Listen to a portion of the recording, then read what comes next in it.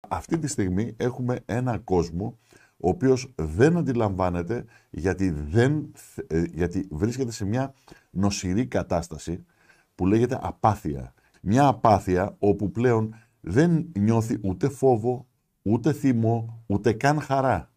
Φαντάζομαι και εσύ προσωπικά, αλλά και οι φίλοι που μας ακούνε τώρα, έχουν συναντήσει πάρα πολύ τέτοιο κόσμο. Εγώ συναντάω καθημερινά τέτοιο κόσμο. Ναι, σ' ακούει, κατανοεί τη λογική σου, αλλά είναι αδύνατον να αντιδράσει, διότι δεν υπάρχει πλέον το συναισθηματικό υπόβαθρο. Έχει ξεκοπεί από την πραγματικότητα, το περιβάλλον του δηλαδή, και επομένως βλέπει ακόμη και την προσωπική του ζωή, αλλά και την σχέση του με την πολιτική, ως δούνε λαβήν. Ναι. Και εδώ, έτσι λοιπόν, και δεν το θέλω υποτιμητικό, γιατί η κατάσταση απάθειας σε μια κοινωνία είναι μια κοινωνική νόσος, πρωτίστως κοινωνική. Ακόμη, εγώ θεωρώ, ακόμη και σε επίπεδο ατόμου. Είναι η κατεξοχήν κοινωνική νόσος. Δηλαδή τα άτομα που ψυχικά, αν θέλεις, οδηγούνται στην απάθεια. Έτσι, όχι απαραίτητα, πώς να το πούμε, στην εξέλιξη απάθειας που είναι η σιζοφρένεια, που είναι η κατάθλιψη, που είναι άλλο τύπου πιο βαριές μόρφες. Αλλά η απάθεια, ακόμη και για το άτομο, είναι προϊόν κοινωνικής του ένταξης ή ο τρόπος με τον οποίο εντάσσεται ή δεν εντάσσεται στην κοινωνία. Πολύ περισσότερο για μια κοινωνία ολόκληρη. Γιατί, σε τι οφείλεται αυτό? Αυτό δεν είναι προϊόν ιδεολογικής ταυτότητας. Ούτε προϊόν προσωπικής επιλογής. Κάνω εγώ την προσωπική επιλογή να είμαι απαθής. Όχι. Γι' αυτό κιόλας δεν μπορείς να το αντιμετωπίσεις με τη λογική αυτό. Ναι. Λοιπόν, από τι παράγεται? Από μια κοινωνία η οποία πεθαίνει. Να το πω έτσι με λίγα λόγια. Πεθαίνει κυριολεκτικά. Δεν μπορεί να επιβιώσει, και όχι μόνο δεν μπορεί να επιβιώσει, αλλά πεθαίνει γιατί δεν έχει εσωτερική συνοχή. Δηλαδή δεν παράγει συναισθήματα αλληλεγγύης. Ναι, αυτό είναι αλήθεια. Έτσι. Λοιπόν, επομένως, τι κάνει σε αυτή την περίπτωση? Σε αυτή την περίπτωση εγώ επιμένω, μπορεί να είμαι γραφικός, αλλά επιμένω σε αυτό που επέμεναν άλλοι στη θέση μου για πολλούς αιώνες. Ότι διεμβολίζεις στο βαθμό που μπορείς να συσπυρώσεις και να ενώσεις τους διαφορετικούς ή ποικίλους θύλακες αντίστασης, αρκεί να μπορούν να ξεπεράσουν, και αυτό έχει πολλούς τρόπους να το κάνεις, τη μονομέρειά τους ή την οριοθέτησή τους. Λοιπόν, και αυτό επιχείρησε να κάνει και το ΕΠΑΜ φυσικά πρωτίστως, αλλά και η Συμμαχία Ανατροπής.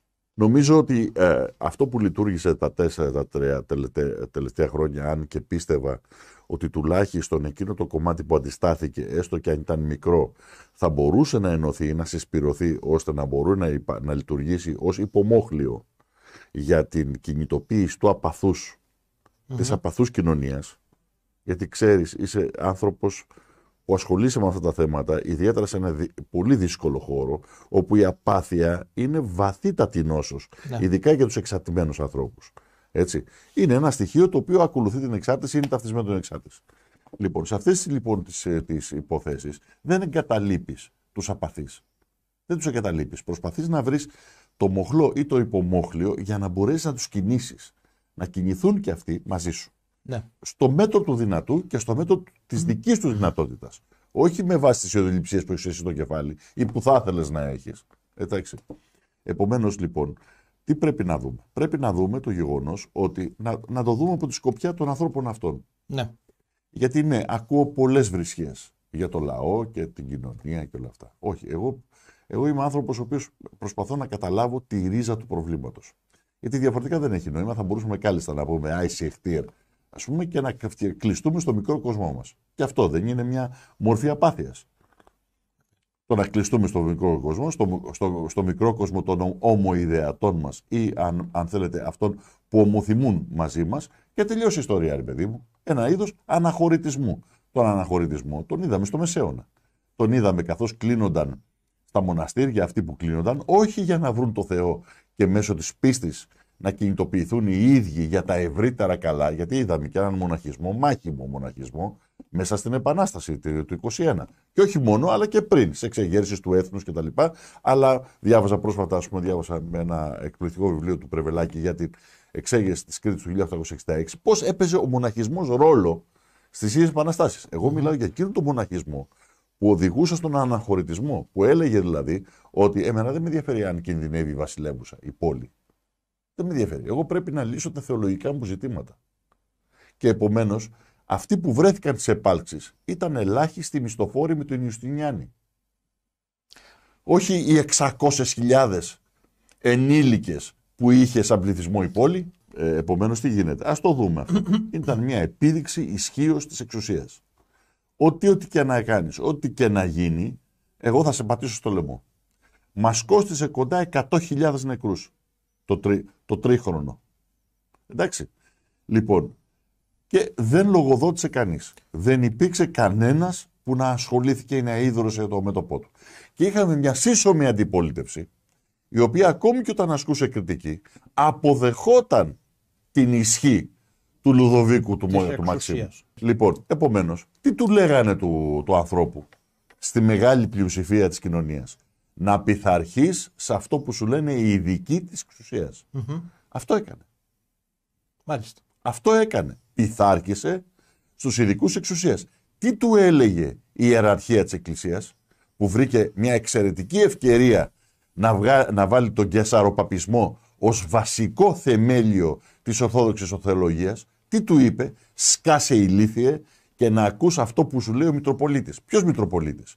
Ο έχων και παίρνων, εντάξει, και ο διαπλεκόμενος.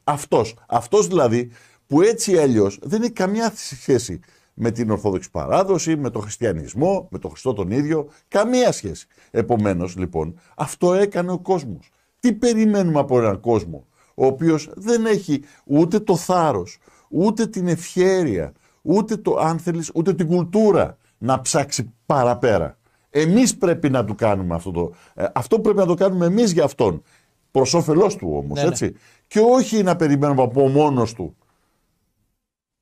Σε τέτοιες συνθήκες, σε συνθήκες βιοπορισμού και βιοπάλης που δεν του αφήνει να σκεφτεί ούτε τι γίνεται αύριο.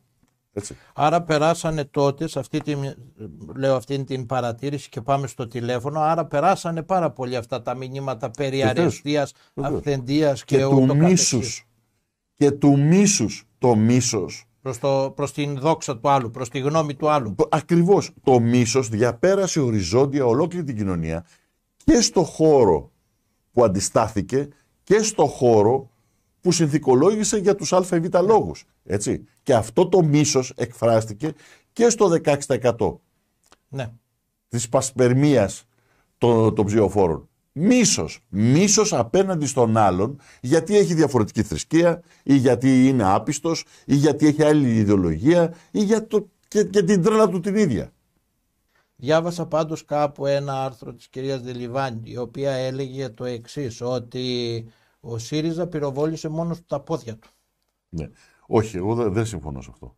Δεν συμφωνώ. Έκανε κάτι πολύ χειρότερο. Ο ΣΥΡΙΖΑ τι έκανε?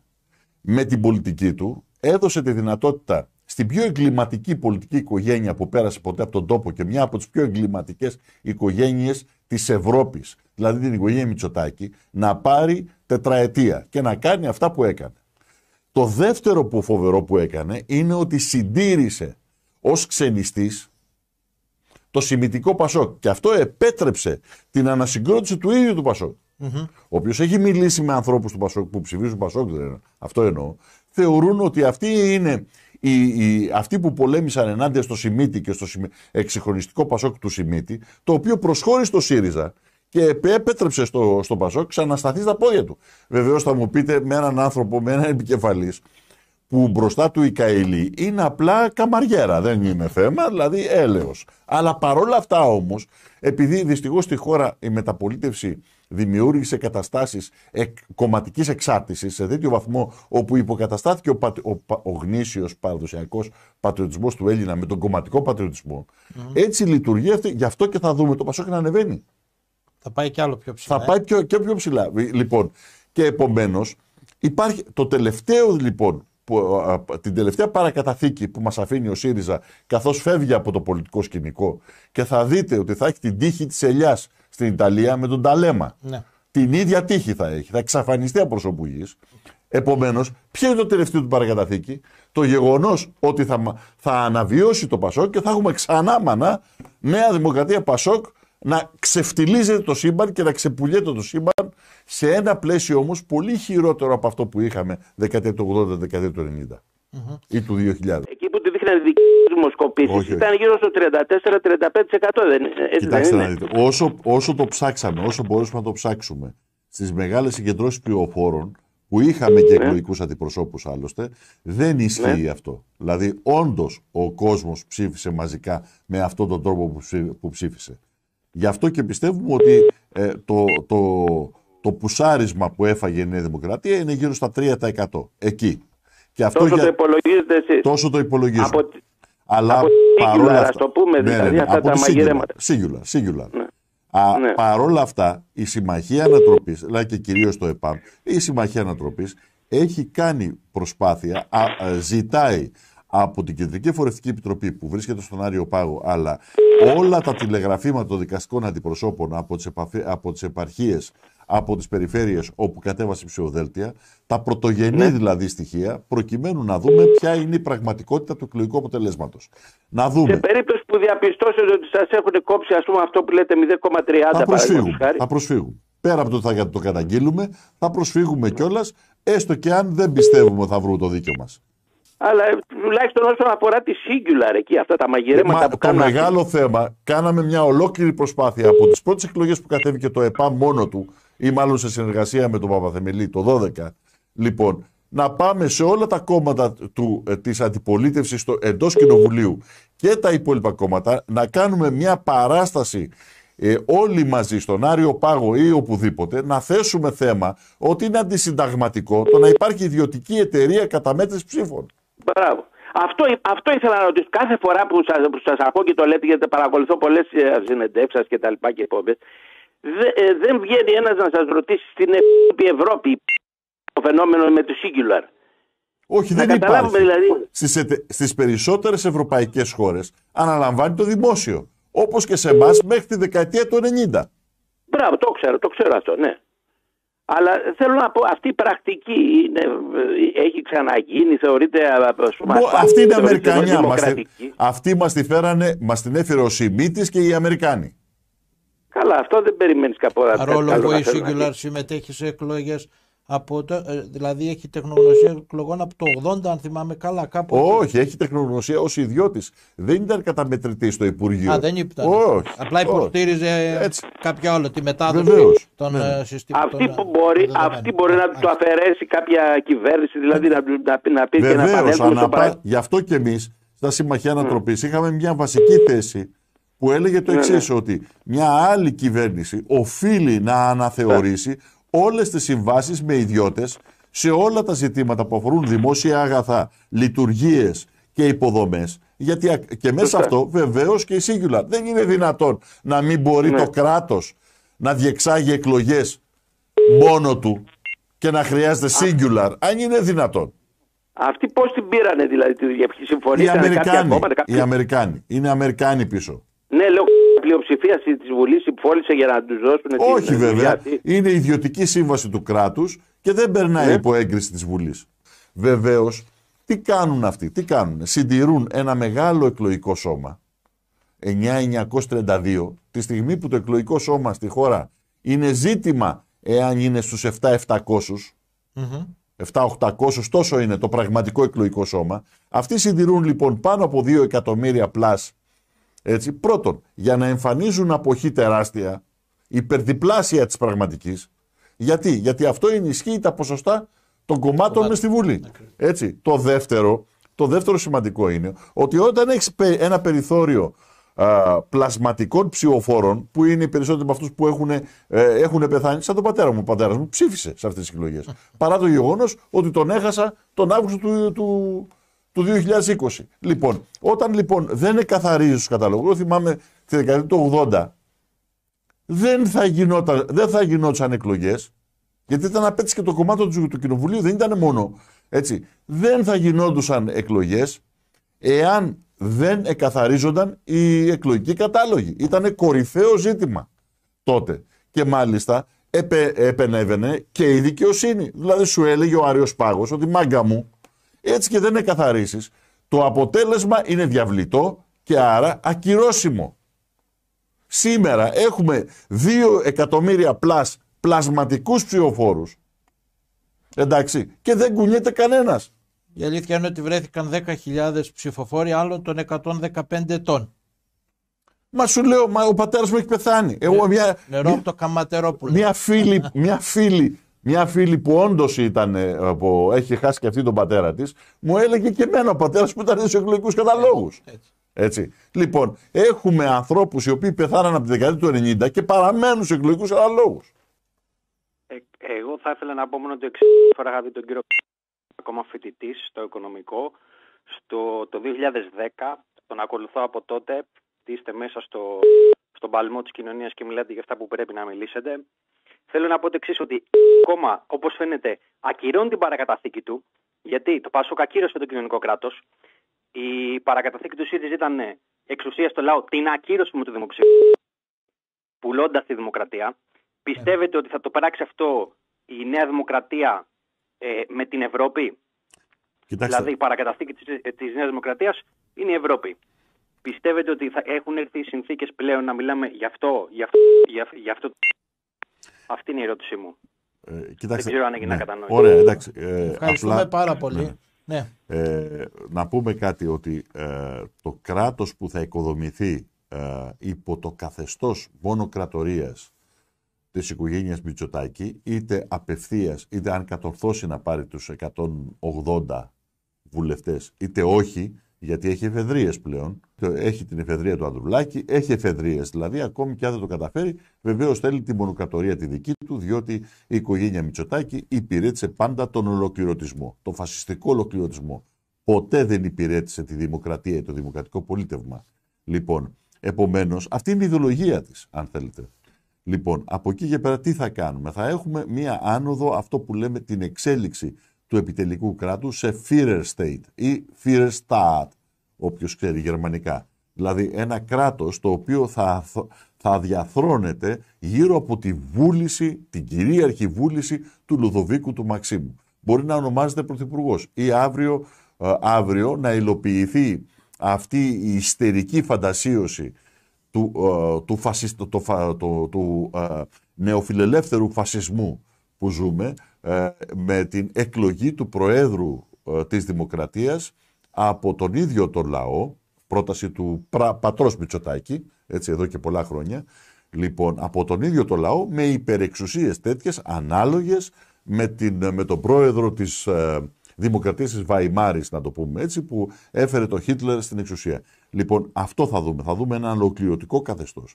Και δεύτερον, τη συμμετοχή σε μια Ευρωπαϊκή Ένωση, όπου όλο και περισσότερο μετεξελίσσεται σε στρατόπεδο πολέμου. Δεν είναι απλά μια Ευρωπαϊκή Ένωση, η οποία, αν θέλετε, εφαρμόζει κοινές πολιτικές, οι οποίες είναι αντιλαϊκές, όπως λέει ο εκπερισσού. Όχι. Μιλάμε για ένα στρατόπεδο πολέμου, το οποίο αυτή τη στιγμή οργανώνεται, προκειμένου να συντρίψει τόσο τη Ρωσία, όσο και την Κίνα, στον παγκόσμιο πόλεμο που έχει ξεκινήσει ήδη. Εμείς ήδη συμμετέχουμε ενεργά.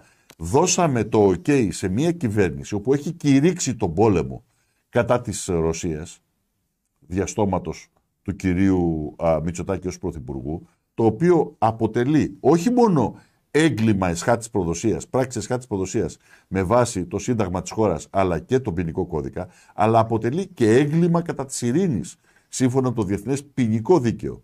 Επομένως, ο λαός μας αυτή τη στιγμή δεν έχει καταλάβει ακόμη τι έκανε με την ψήφο του. Μπορεί να λέει, εντάξει ρε παιδί μου, δεν θα γίνουν αυτά, δεν είναι δυνατόν. Εγώ τα ακούω 15 χρόνια ότι δεν είναι δυνατόν να γίνουν αυτά τα πράγματα.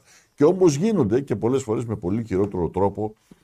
Έδωσε το δικαίωμα να υπάρχουν τώρα τέτοιες πλειοψηφίες στη Βουλή, ώστε για παράδειγμα με διεθνείς συμβάσεις να περνάει με τα 2 τρίτα της Βουλής, έτσι τους 180, δηλαδή, είτε μόνος του ο Μητσοτάκης, δηλαδή με το κόμμα της Νέας Δημοκρατίας, είτε με το ΠΑΣΟΚ, είτε και με το ΣΥΡΙΖΑ, αν θέλεις, να μπορέσει να περάσει διεθνή συμβάση από τη Βουλή, όπου πλέον θα αποδεχτούμε μέρος ή το σύνολο των αιτιάσεων της Τουρκίας σε βάρος μας ως προς τα κυριαρχικά δικαιώματα.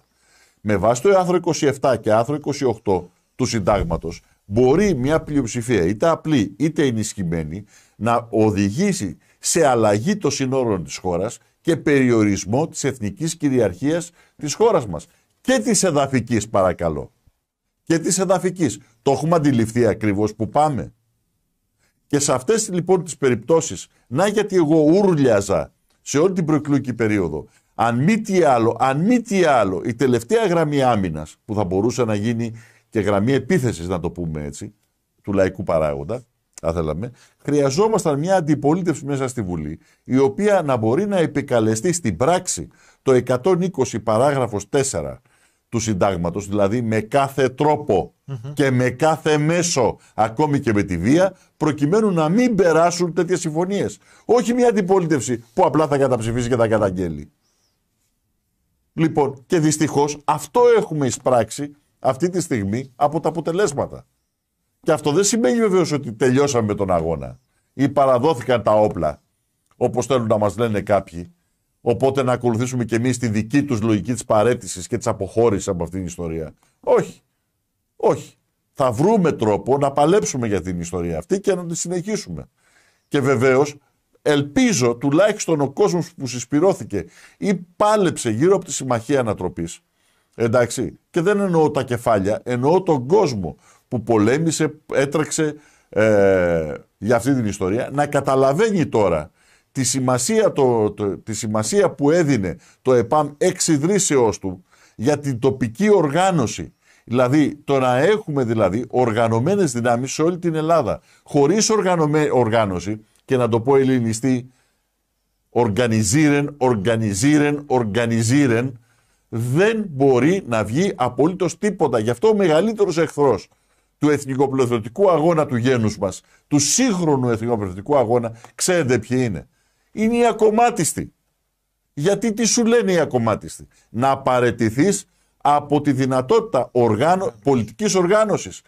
Ολόκληρη ιστορία από τότε που ο άνθρωπος εγκαταστάθηκε μόνιμα σε περιοχές, δηλαδή σταμάτησε να είναι νομάς. Από τότε λοιπόν μέχρι σήμερα το προνομιακό όπλο που είχαν πάντα οι καταπιεσμένοι, οι άνθρωποι του απλού κόσμου, της δουλειάς και του βιοπορισμού, λοιπόν, ήταν η πολιτική οργάνωση που θα διεκδικούσε την εξουσία ή έστω τον επηρεασμό της εξουσίας. Δεν είχαν ποτέ την ανάγκη την πολιτική οργάνωση, αν θέλετε, οι ολιγάρχες, οι τύρανοι, οι γεωκτήμονες ή οποιαδήποτε, οι άρχουσες τάξεις της εποχής.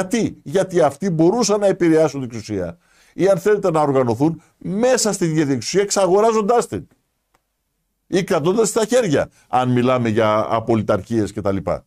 Αυτός που χρειάζεται την πολιτική οργάνωση είναι ο από τα κάτω, αυτός δηλαδή που βρίσκεται σε δυσμενή θέση απέναντι στην εξουσία.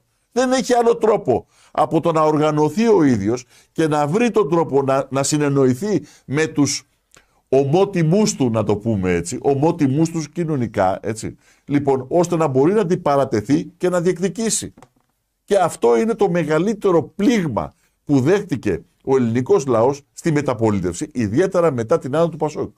Το Πασόκ συνέτριψε κάθε έννοια οργάνωσης. Όχι απλά οργάνωσης πολιτικής, οργάνωσης κοινωνικής, πολιτιστικής. Έτσι, εγώ θυμάμαι, με συγχωρείτε Σαββίδητης, χωρίς να θεωρώ ότι ήταν και ότι καλύτερο, να το πούμε έτσι. Θυμάμαι, ήμουνα μέλος της ΠΑΠΟΚ, δηλαδή ΠΑΠΟΚ ήταν Πανελλήνια Πολιτιστική Κίνηση. Η Πανελλήνια Πολιτιστική Κίνηση έκανε συνέδριο με 15 και 17.000 πολιτιστικούς συλλόγους και σωματεία σε ολόκληρη την Ελλάδα. Καταλαβαίνετε, οργανωμένη δύναμη πολιτισμού. Θα μου πείτε, ναι, είχαμε το ΚΚΕ, είχαμε το ΠΑΣΟΚ, οι οποίοι βλέπανε αυτούς τους θεσμούς ως οι μάντες μεταβίβασης της κομματικής γραμμής ή να ελέγξουν για του κομματικού μηχανισμού αυτό το πράγμα. Βεβαίως, ναι, αλλά αυτά απηχούσαν την ανάγκη της ίδιας κοινωνίας να εκφραστεί οργανωμένα. Γι' αυτό και υπήρχαν τα σωματεία, γι' αυτό υπήρχαν τα συνδικάτα, γι' αυτό υπήρχαν όλα. Γι' αυτό και όλας είχαμε κοινωνικούς αγώνες. Τώρα Πέστε μου, πότε τελευταία είχαμε κοινωνικούς αγώνες στην Ελλάδα? Πέστε μου. Έχουμε να δούμε πάνω από 3 δεκαετίες κοινωνικούς αγώνες. Το μόνο που βλέπουμε είναι, πώς να το πούμε, κομματικές παράτες ακόμη και συνδικαλιστικού τύπου και κινήματα διαμαρτυρίας. Με συγχωρείτε, εγώ θα παραλάβω αυτό που έλεγε ο Αριστοτέλης στη ρητορική του. Η διαμαρτυρία είναι ίδιον του δούλου. Ο ελεύθερος δεν διαμαρτύρεται, διεκδικεί. Διεκδικεί και κατακτά. Λοιπόν, αυτή είναι η μεγάλη διαφορά.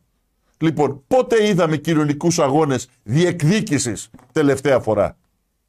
Στη δεκαετία του 80. Στις αρχές, εγώ που θυμάμαι, τα μεγάλα κινήματα, τα σπουδαστικά, τα φοιτητικά, τα εργατικά κινήματα, μέχρι που έπεσε η πλερέζα. Τα σάρωσε όλα ο κομματικός μηχανισμός. Και σε αυτό έχει άμεση συμμετοχή και η αριστερά και όχι το Κομμουνιστικό Κόμμα Ελλάδας και όλοι. Έστω και αν το έκανε από βλακεία τότε, ενώ τώρα το κάνει από συμφέρον. Εντυπαλάμι και ούτω βοήσομεν. Λοιπόν, παρόλα αυτά όμως συνέβαινε αυτό. Και επομένως τι έχουμε? Σε έναν χύμα, σε ένα χυλό, σε μια κοινωνία όπου δεν υπάρχει αλληλεγγύη. Δεν υπάρχουν αισθήματα αλληλεγγύης ούτε καν μες στην οικογένεια. Τα είδαμε τα προηγούμενα 3 χρόνια. Δεν υπήρχε αίσθημα αλληλεγγύης του γονιού με το παιδί του.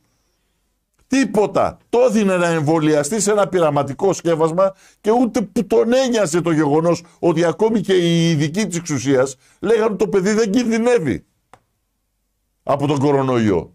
Λοιπόν, και το έδινε. Ποια αλληλεγγύη υπήρχε ακόμη και μέσα στην οικογένεια?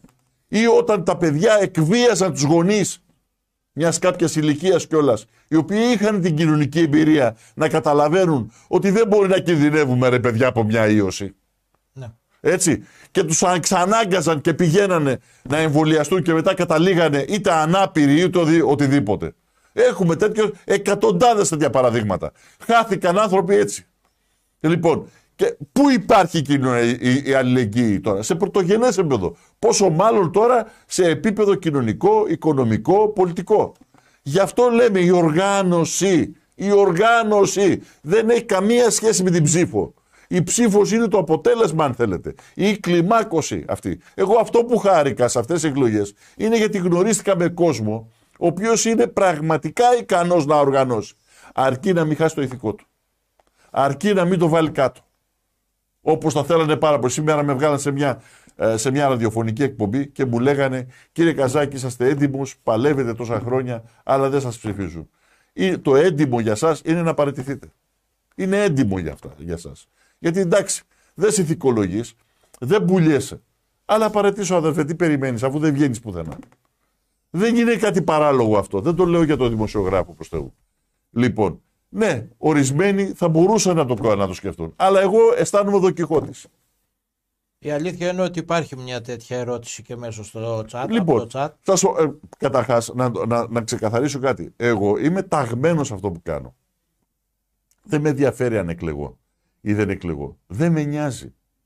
Μόνος μου να είμαι, θα συνεχίζω να λέω και να βρίσκω μετερίζια για να διατυπώνω αυτές τις απόψεις. Για μένα, οι ήρωές μου ήταν ο Ρήγας, ήταν ο Δασκαλάκος στο Σοσιαλικό Κάμπο, που μόνος του πήγαινε ο Αντίπας, και βρήκα μάλιστα, και ευχαριστώ πάρα πολύ τους φίλους που μου το έφεραν, ας πούμε, τις εφημερίδες του, και πραγματικά εντυπωσιάστηκα, γιατί δεν υπάρχει καν στη βιβλιογραφία. Ούτε οι ιστορικοί δεν ξέρουν ότι υπήρχε μια εκπληκτική εφημερίδα του ίδιου του Αντίπα και μετά συνέχισε ο γιος του. Λοιπόν, θέλω να πω, εγώ τέτοιες προσωπικότητες θαυμάζω. Αυτοί είναι οι ηρωές μου. Δεν κατάλαβα δηλαδή. Δεν το κάνουμε για να αναδειχτούμε. Ούτε θεωρώ βέβαια, ούτε με τόσο βλάκας που να θεωρώ ότι το αν με ψηφίσουν ή δεν με ψηφίσει κάποιος, αυτό σημαίνει ότι πώς να το πούμε, παράσημο. Πρέπει να το κολλήσουμε εδώ παράσημο. Για μένα είναι ό,τι χειρότερο το να σε ψηφίσουν και να σε αναδείξουν με αυτούς τους όρους που αναδεικνύουν όλους τους άλλους. Όμως είναι ανάγκη να το περάσει αυτό το κατόφλι. Είναι, το καταλαβαίνω. Αλλά αυτό δεν σημαίνει ότι χάθηκε το σύμπαν εάν δεν μπορείς να το περάσεις ή δεν το περάσεις με τους δικούς σου όρους για να έχει αποτέλεσμα. Για να έχει αποτέλεσμα για όλο τον κόσμο. Διαφορετικά, αν ήταν να πουληθούμε, υπάρχει τρόπος, αν θέλετε, και πολύ πιο Συμμαχίας. Χαίρετε, λέει, πώς εξηγείται την πολιτική εκστρατεία των άλλων κομμάτων της τελευταίας στιγμής να παίρνουν καλύτερα ποσοστά και η Συμμαχία Ανατροπής και το ΕΠΑΜ να μένει σε τόσο χαμηλά έπειτα από τόση προσπάθεια. Προφανώς εδώ υπάρχει και μία αναφορά στο κόμμα Νίκη ή στην κυρία Κωνσταντοπούλου αντίστοιχα. Λοιπόν, καταρχάς να πούμε ορισμένα πράγματα σε σχέση με το τι ακριβώς συνέβη. Καταρχάς δεν πήραν όλα τα κόμματα καλύτερα από εμάς. Εκείνα τα κόμματα τα οποία δημιουργήθηκαν εν μέσω οχλαγωής των τελευταίων 3 χρόνων πήγαν πολύ χειρότερα από τη Συμμαχία Ανατροπής και βεβαίως μην περιμένετε ότι θα επιβιώσουν την επόμενη μέρα. Ήδη μας έχουν κάνει προτάσεις να εξαγοράσουν. Έχει γίνει η πρόταση από τον κύριο Φιετζόγλου πόσα θέλετε να σας αγοράσω. Αυτό ήταν. Ήρθε και σε εμάς η πρόταση αυτή βεβαίως και εισέπραξε την αναμενόμενη απάντηση. Αλλά μην νομίζετε ότι δεν θα τρέξουν άλλοι. Ήδη ξέρουμε κάποιους ότι τρέξανε για εκεί. Αυτοί που μας το παίζανε πολλοί πατριώτες, πολλοί Ελληναράδες, που τολμούσαν και απευθυνόνταν στον επικεφαλής της Συμμαχίας Ανατροπής λέγοντάς του να δώσει πώς το λένε, δήλωση για το που έχει δουλέψει και που, αν ήταν με την Goldman Sachs. Αυτοί τρέξανε τώρα να πάρουν τα λεφτά του Ιβετζόγλου. Έτσι. Και είναι λογικό. Κρατικοδίαιτοι υπάλληλοι, μια ζωή, στα 15 χρόνια πουθενά δεν εμφανίστηκαν, κάνανε τώρα ένα κόμμα για να τα οικονομήσουν και τελείωσε η ιστορία. Δεν είναι όλοι έτσι, προς Θεού, δεν το λέω, αλλά θα τους δείτε πώς, με τι επιλογές γίνεται. Τι επιλογές γίνονται. Το πρόβλημα δεν είναι αυτή. Το πρόβλημα είναι οι ψηφοφόροι τους. Δηλαδή, οι ψηφοφόροι τους ψηφίσαν με τα ίδια κριτήρια που ψήφισε και ο υπόλοιπος κόσμος εντός κοινοβουλίου. Δεν μπορεί να λέει κάποιος που ψήφισε 3 πουλάκια κάθονται και Νικολό Καρτέρι να καταγγέλει αυτούς που ψήφισαν Νέα Δημοκρατία, Πασόκ, ΣΥΡΙΖΑ. Τα ίδια κριτήρια. Τα ίδια κριτήρια. Γιατί ποτέ δεν θέλησε τη συνεργασία, τη σύμπραξη. Όχι την ενότητα, ενότητα με βαριά κουβέντα. Βαριά κουβέντα. Έχει πολύ μεγάλες προϋποθέσεις. Έτσι. Αλλά τη συνεργασία βέβαια, αδερφέ. Εντάξει. Λοιπόν, τώρα, ως προς το ζήτημα της νίκης και τα λοιπά. Με συγχωρείτε ρε παιδιά, δηλαδή δεν ξέρω, πώς ψηφίζει κάποιος κόσμος, εμένα με ξεπερνάει, διότι βεβαίως έχει ψυχιατρική, κοινωνικής ψυχιατρικής να το πούμε έτσι, ο κύριος Γρίβας ενδεχομένως να είναι καταλληλότερος μου να το εξηγήσει. Παράδειγμα, εάν ψηφίζεις, επειδή την τελευταία εβδομάδα βγαίνει σε όλα τα κανάλια ο επικεφαλής του συνδυασμού και λέει καρδουλίτσες, εντάξει ρε παιδιά, το δέχομαι. Καρδουλίτσες, ψηφίζω καρδουλίτσες. Ή ξέρω εγώ, βγαίνει κάποιος άλλος και λέει ό,τι πει το Ευαγγέλιο και το ψηφίζουμε. Πραγματικά εμένα με ξεπερνάει, διότι αυτοί οι άνθρωποι δεν είναι καν χριστιανοί. Δεν ξέρω τι είναι. Πίσω από το χριστιανισμό τους κρύβεται το Opus Dei. Το είπε ένας πολύ, πολύ καλός φίλος που λέει το εξής. Το η νίκη είναι το Opus Dei της Ελλάδας. Έφερε το γκέσαρο παπισμό στην Ελλάδα. Έχουμε για πρώτη φορά ένα ουλτραμοντάνον κόμμα στην Ελλάδα, το οποίο δεν υπήρχε ποτέ ούτε στην Ανατολική Ορθόδοξη παράδοση. Δεν υπάρχει αυτού του είδους η πολιτική θεολογία. Αυτή μας έρχεται από τη Δύση, που εξέφρασε ο κύριος Νατσιός κτλ. Είναι ποτέ δυνατόν να ψηφίσει κάποιος αγνοώντας αυτό που λέει από το πρόγραμμα της νίκη για τους δανειολήπτες? Εγώ έπεσα από τα σύννεφα δηλαδή. Πώς είναι δυνατόν ένας κόσμος που υποφέρει, πάει να χάσει το σπίτι του ή δεν ξέρω εγώ ούτε θα συμβεί να υποστηρίζει την εξής θέση από την νίκη? Αυτό το παίρνω, το διαβάζω από την επίσημη σελίδα της νίκης, έτσι. Η πρόταση για τους δανειολήπτες. Προσέξτε τώρα. Στις περιπτώσεις μη εξυπηρέτησης των δανείων, παραδείγματος χάρη λόγω ανεργίας, δεν αποδέχεται βεβαίως κανενός είδους άλλη μη εξυπηρέτηση των δανείων. Για παράδειγμα, το ότι εγώ το πήρα με άλλο εισοδηματικό επίπεδο και αλλιώς βρέθηκα έτσι, μετά την περικοπή. Έτσι, προς Θεού.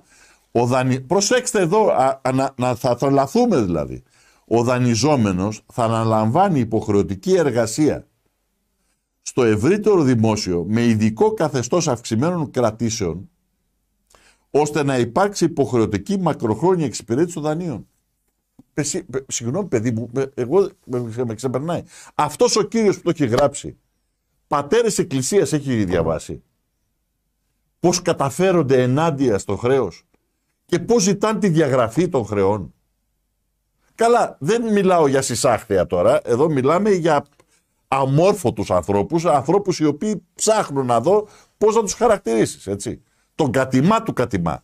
Αλλά λέω ρε παιδιά, αυτό το πράγμα. Αυτή είναι η προτεσταντική λογική. Όχι μόνο αυτό το πράγμα είναι αυτό που συγκεκριμένα ο Πάπας, δεν θυμάμαι, νομίζω ο Ινοκέντιος, το 14ο αιώνα ονόμασε κορβέ.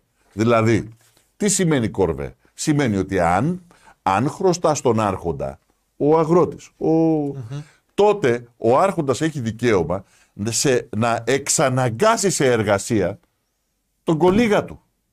Αυτό λεγόταν κορβέ. Λοιπόν, να τον εξαναγκάσει σε διάφορες δουλειές που αυτός ως εκφραστής του δημοσίου συμφέροντος έχει τη δυνατότητα να το κάνει. Δηλαδή, να επιστρέψει η Ελλάδα στο καθεστώς της νεοφεουδαρχίας, παπικής φεουδαρχίας. Δηλαδή, ρε παιδιά, συγγνώμη, εσείς είστε χριστιανοί. Τότε να πάμε τους τζιχαδιστές. Χριστιανοτζιχαδισμός είναι αυτός, δηλαδή έλεος. Χριστιανοτζιχαδισμός με την έννοια ότι προσποιούμενοι τους χριστιανούς φέρνουμε πίσω τις λογικές, βεβαίως κατανοητό είναι, διότι η ιεραρχία της Εκκλησίας και η δεσποτοκρατία έχει καταγωγή και ιδεολογία παπική αφενός και αφετέρου φεουδαρχίας. Γι' αυτό πολέμησαν όλοι αυτοί που πολέμησαν και υπεράσπισαν ό,τι υπεράσπισαν στην χριστιανική θεολογία, την ορθόδοξη παράδοση, για να απαλλαγεί η χώρα, όχι μόνο και η Εκκλησία από τη δεσποτοκρατία. Να φύγει η φεουδαρχία από την ελληνική Εκκλησία. Και να πω, αυτοί οι Μητροπολίτες που πολέμησαν στην Ελληνική Αντίσταση, 4 Μητροπολίτες, αλλά και άλλοι που συνεργάστηκαν, έτσι, κατά τη διάρκεια της Εθνικής Αντίστασης, τι ήταν το αίτημά τους? Να εκδημοκρατιστεί η Εκκλησία, να αναβαθμιστεί ο πνευματικός και πνευματικά και υλικά ο εφημεριακός κλήρος. Αυτό ήταν το αίτημα. Έτσι. Γιατί αυτοί υπεράσπισαν όντως την Ορθοδοξία.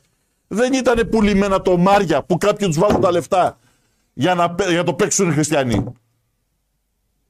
Πάντως από αυτό που διαβάσατε τώρα, καταλαβαίνω ότι ένα μέρος του χρέους το κρατάει η Εκκλησία στα χέρια. Βέβαια. Βέβαια. Ότι συμμετέχει η επίσημη Εκκλησία σε fund και services. Στις εταιρείες απόκτησης και γι' αυτό αυτοί λένε αυτά τα πράγματα. Και θέλει να εκμεταλλευτεί το χριστεπώνυμο πλήθος. Πόσο ηλίθιος πρέπει να είσαι για να τους ψηφίσεις? Δεν ξέρω, με ξεπερνάει.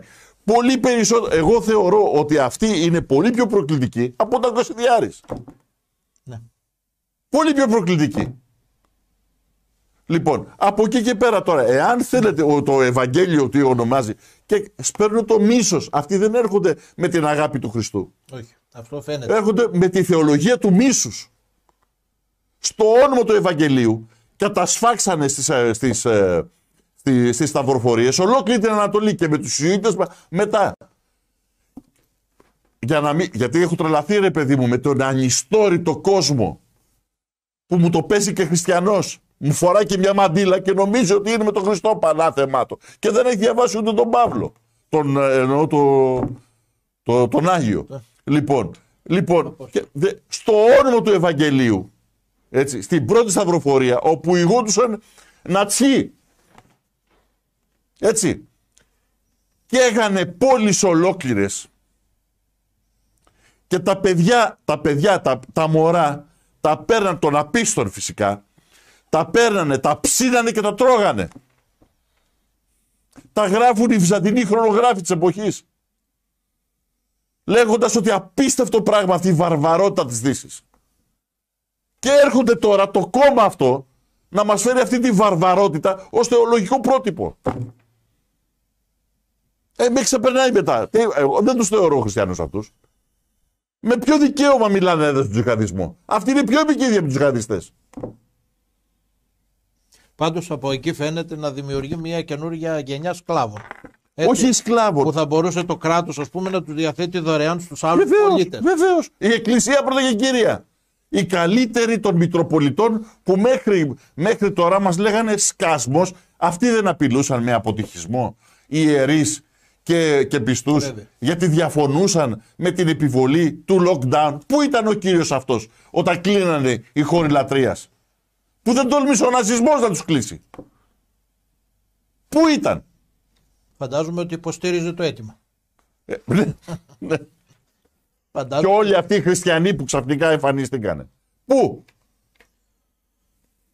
Λοιπόν, οπότε σε αυτή την περίπτωση, σε σχέση με τη συμμαχία, είναι, να το πούμε, ενδεδειγμένο να συμμετάσχει σε όλες τις εκλογές από εδώ και μπρος, έτσι, σε ό,τι υπάρχει. Σε αυτό που θα...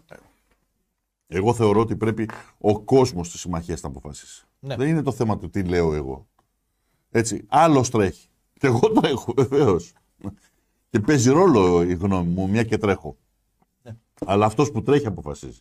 Λοιπόν, θα συνεχίσω μετά με τα υπόλοιπα. Ναι, καταρχάς για το ΕΠΑΜ και λυπάμαι που όσοι είναι και μάλιστα και παλιότεροι στο ΕΠΑΜ δεν έχουν αντιληφθεί τι είναι το ΕΠΑΜ. Για μένα το ΕΠΑΜ δεν είναι ένα νέο κουκουέ. Και δεν το θέλω να είναι. Ναι. Δεν πολέμησα εγώ για να... Περιχαρακωμένο εννοείς ιδεολογία. Ένα περιχαρακωμένο με καθαρή ιδεολογία, όποια και αν είναι αυτή. Ο πατριωτισμός δεν είναι ιδεολογία, είναι κατάσταση λαού. Πόσες φορές πρέπει να το πούμε? Το γράφουμε και το λέμε από το 11. Εγώ το λέω και παλιότερα. Ναι. Κατάσταση λαού.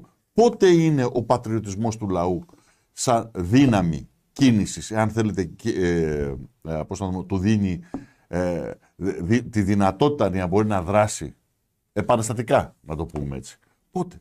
Όταν λειτουργεί, όταν επιτυχάνεται η ενότητά του. Η ενότητα στα βασικά αιτήματα που μπορεί να το συνθέσουν σαν κοινωνικοπολιτική δύναμη απέναντι στην εξουσία. Στην οποιαδήποτε εξουσία. Τυραννική ή σουλτανική, είτε ολοκληρωτισμού, όπως τη βλέπουμε σήμερα, είτε διαφθορά, οποιοδήποτε σύστημα εξουσίας. Επομένως, ο πατριωτισμός είναι τη βασική κινητήρια δύναμη για την ενότητα του λαού. Mm-hmm.